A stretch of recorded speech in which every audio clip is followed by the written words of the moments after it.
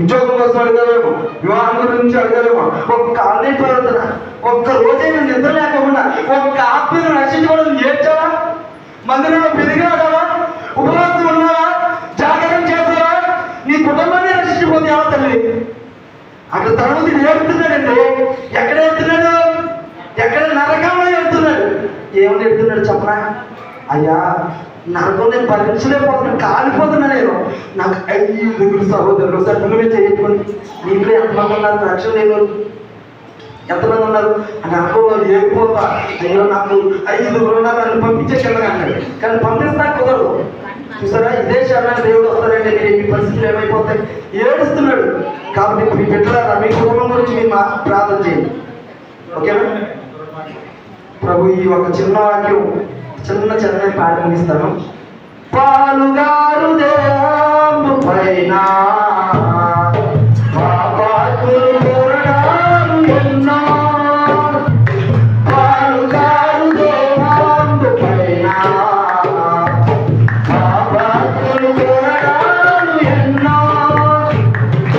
నాట్యమాడినాయి నడి వీధిలో నడిపాయి, నాట్యమాడినాయి నడి వీధిలో నడిపాయి.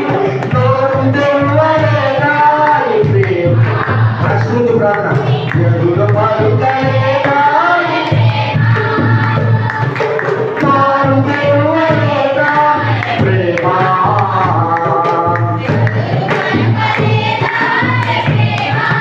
చూచనం. పాలుగారు దేవాంబు పైన పాపాత్ములు పోరాడాలు ఎన్నో. నాట్యమాడినాయి నడి వీధిలో నడిపాయి, నాట్యమాడినాయి నోరు తెరువలేదాయి ప్రేమ. పలుకు పలుకలేదాయి ప్రేమ. ఇది ఎవరి కోసమో?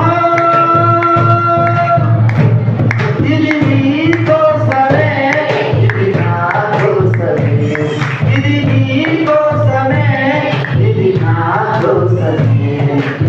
చిన్నవాటి మన అందరి జీవితంలో యేసు నామములో మన కుటుంబం గురించి బలంగా ప్రార్థించడం కాక, వచ్చే యేసు రోజున కుటుంబం అంతా వచ్చే గుడ్ ఫ్రైడే కదా రక్షణ పొందమని ధైర్యంగా నిలబడి, నా తండ్రి వస్తే నేను ఆయనతో పాటు వెళ్తాను పరలోకం, ఆ విధానంలో మన అందరూ వచ్చింది కాక.